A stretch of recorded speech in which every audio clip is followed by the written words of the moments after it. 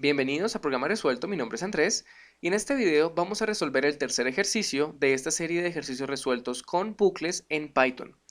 Tenemos que escribir un programa que le pida al usuario un número entero positivo n y con ese número tenemos que solucionar la siguiente serie, que es 1 sobre un medio por un tercio sobre un cuarto, perdón, etcétera, hasta llegar a 1 sobre n, siendo n pues el número que el usuario ingresó.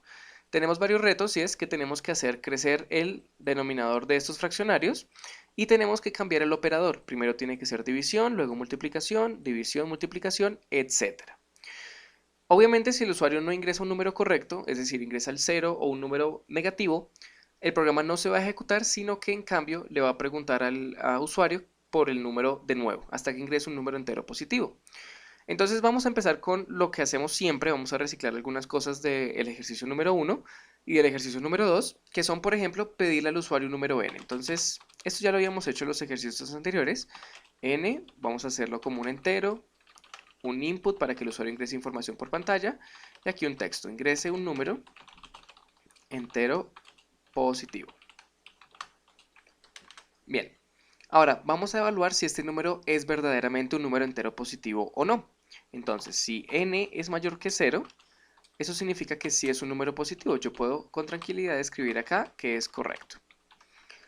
Y vamos a colocar aquí abajo un else, en el que si no es un número entero positivo, si es 0 o menor, pues se va a ejecutar el else.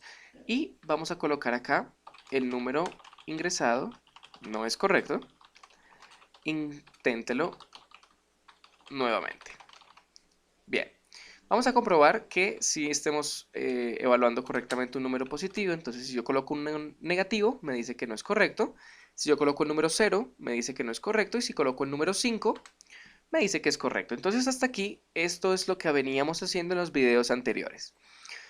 Bien, cuando el número es positivo, es decir, dentro de esta condición, aquí es donde vamos a programar nuestra solución a la serie. Entonces, yo lo primero que voy a hacer es inicializar una variable que voy a llamar resultado en 1. ¿Okay? Esto es porque vamos a empezar con el primer número de la serie, que obligatoriamente tiene que ser 1. Yo voy a empezar desde ese número, ¿ok? Ahora, lo que vamos a hacer es nuestro ciclo for. Igual que en los videos anteriores y de lo que ustedes saben acerca del ciclo for, el ciclo for le tenemos que decir primero que todo el nombre de una variable, que normalmente es i, y luego le vamos a decir que va a iterar esa variable i, y pues va a iterar dentro de una lista que se crea con la función range. Yo voy a crear una lista de varios valores y pues mi i va a iterar dentro de esos valores. ¿Qué valores necesito yo para mi lista? Pues yo quiero que el primer valor que tome mi variable i sea el 2 para que empiece aquí. Y que el último valor que tome mi lista sea el número que el usuario ingresó, para que llegue desde el 2, 3, 4, etcétera, hasta ese número n. Entonces, para eso podemos colocar dos parámetros dentro de la función range. El número 2, para que empiece ahí, recordemos que el primer parámetro, el primer argumento que toma, es el primer número de la lista, incluyendo ese número. Es decir, con este se va a empezar la lista, incluyendo el número 2. Mientras que el segundo argumento es el último número de la lista, por ejemplo, el número n, pero recordemos que este número no se incluye dentro de la lista. Si el usuario ingresa, por ejemplo, el número 5, eso significaría que el primer número de la lista es 2, el último es 5, pero la lista en realidad se crea como una lista con los valores 2, 3 y 4. El 5, aunque es el último de la lista, no se incluye dentro de la lista. Pero si el usuario ingresa el número 5, yo sí lo necesito iterar hasta el número 5. Entonces, para solucionar esto, yo lo único que hago es sumarle 1 a mi último argumento del range. ¿Okay? De esa manera, si el usuario ingresa el número 5, por ejemplo, aquí sumándole 1 sería 6. De manera que mi lista sería 2, 3, 4 y 5, porque el 6 es el último número de la lista, pero no se incluye. Terminaría la lista hasta el número 5 y eso es precisamente lo que necesitamos. De igual manera, esto es lo mismo que hemos venido haciendo en los videos anteriores. Bien, ahora que tenemos nuestro for, recordemos que este i pues va a crecer dependiendo de lo que está dentro de la lista. Primero va a valer 2, luego 3, luego 4 y va a estar en orden ascendente hasta llegar al último valor. Vamos a recordar un poco cómo identificar si un número es par o impar, porque es muy importante saber eso a la hora de resolver este programa. En mi canal en la serie de ejercicios con condicionales en Python. El último video se trata sobre números pares, por si ustedes no saben cómo identificar si un número es par o impar. De igual manera, les recuerdo aquí rápidamente, para saber si un número es par, lo evaluamos dividiéndolo entre 2 y sacando el residuo. Si el residuo es igual a 0, es par, y si el residuo es igual a 1, es impar. Entonces yo lo que voy a hacer es dividir a mi variable i entre 2 y sacar su residuo, es decir, hacer un módulo. Por eso estoy usando el símbolo de porcentaje. El símbolo de porcentaje divide el primer número entre el segundo, pero no me devuelve el cociente de esa división, sino el residuo. Y yo lo que necesito decirle a Python es que si 1 dividido entre 2, su residuo es igual a 0, pues aquí vamos a colocar un texto por ahora, es par. Y en cualquier otro caso, vamos a imprimir un texto en el que diga que es impar. ¿Okay? Tengamos en cuenta que el primer número de la lista es 2, entonces lo primero que va a hacer el programa al ejecutarse es dividir 2 entre 2. Y 2 entre 2 evidentemente no tiene ningún residuo, es una división exacta, entonces el número es par. Si continuamos con la ejecución y el siguiente número que sigue es 3, pues 3 sobre 2 pues me va a dar un residuo de 1, entonces no va a ser par, se va a ir al else. Y así va a estarse ejecutando el programa. Primero se ejecuta este, luego este, luego este, luego este, y va a ser así hasta que lleguemos al final de la ejecución o al final de nuestro bucle. ¿Para qué nos sirve esto? Para poder cambiar entre el símbolo de división y el símbolo de multiplicación. Miren, si el número es par, significa que estamos en esta parte de acá. Estamos en el que el denominador de este fraccionario es o 2, o 4, o 6, o cualquier número par. Y detrás de este fraccionario siempre está el símbolo de división. Entonces yo lo que puedo hacer cuando la división acá es par, o cuando el número que está en la variable i es par, yo lo que puedo hacer es lo siguiente, que mi resultado, que es igual a 1, recordemos que ya lo inicialicé en 1, sea igual a resultado, es decir, a él mismo, dividido 1 sobre i. Entendamos qué estamos haciendo acá. Yo empiezo con resultado que vale 1. Entonces estoy diciendo 1.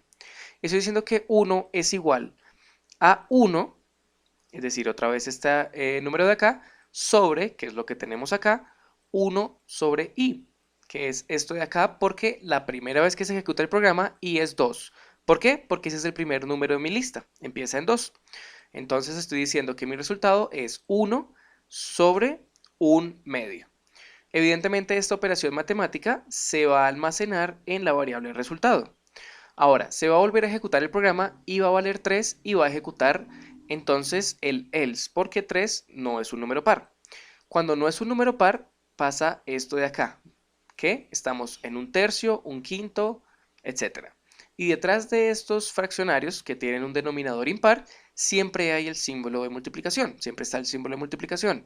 Entonces lo que vamos a hacer es que el resultado va a ser igual a resultado por 1 sobre i, de manera que, aquí coloqué i, 1 sobre i, de manera que si vale 3, pues sería resultado, que es el valor que ya teníamos en la ejecución anterior, por un tercio, ya que i en ese caso vale 3.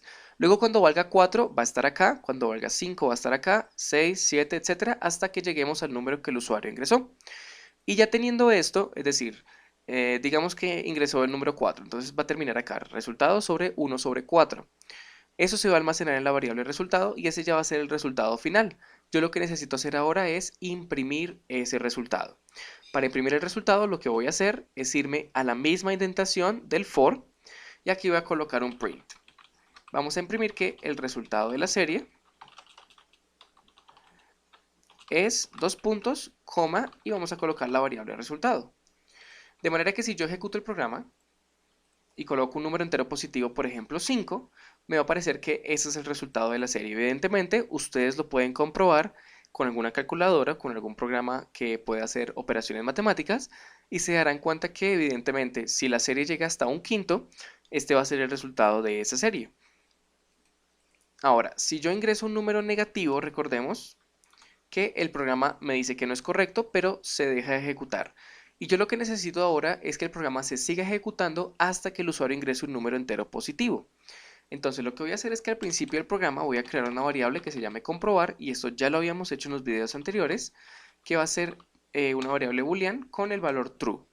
Y voy a hacer un while en el que mientras comprobar sea igual a true, se va a ejecutar todo este código. Entonces yo voy a seleccionarlo todo y lo voy a tabular para que quede dentro de mi while.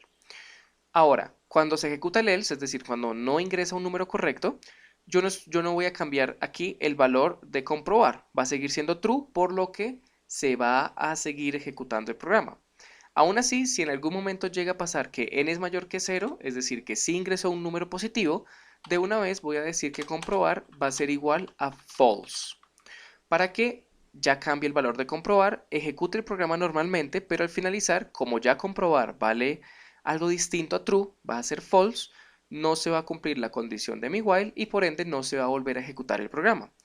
Midémoslo con la ejecución. Si yo ingreso el número -5, me va a preguntar de nuevo algún número porque se fue a esta parte de la programación en la que me imprime el mensaje, pero comprobar no ha sido cambiado, sigue valiendo true. Entonces se vuelve a ejecutar el programa. Si yo ingreso 0, se vuelve a ejecutar el programa, empieza de nuevo desde acá. Pero si yo ingreso 5, por ejemplo, me ejecuta la serie, pero como yo cambié comprobar, pues ya no me va a tener que seguir haciendo el bucle porque ya comprobar es false y él solo me ejecuta todo este código mientras que comprobar sea igual a true. Que eso es básicamente lo que hace un ciclo while. Bien, espero que se haya entendido cómo se soluciona este programa. Sé que tiene algunas cosas un poco difíciles de explicar, no solo empezando con el ciclo for, sino con lo de los números pares y la forma en la que hacemos las operaciones matemáticas, pero sé que si ustedes hacen el programa por su cuenta, ya habiendo visto este video, van a entender mucho más qué es lo que yo hice acá.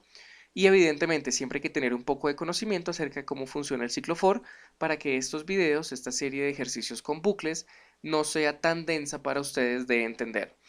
Les había dicho que este ciclo for es el indicado para resolver este programa porque sabemos exactamente cuántas veces se va a ejecutar este bucle. Aún así, vamos a resolverlo con el ciclo while, que aunque no es recomendable, no es para eso que se usa el ciclo while, sí es bueno saber pues cómo se usaría para resolver cierto tipo de programas. Entonces, en la parte número 2, que es en el video que sigue, vamos a resolver el mismo ejercicio con el ciclo while. Entonces, les recuerdo que este código queda disponible en el blog para que ustedes lo puedan usar en sus proyectos y nos vemos en el siguiente programa resuelto, que como les acabo de comentar va a resolver el mismo ejercicio con el ciclo while. Nos vemos en el siguiente video. Hasta luego.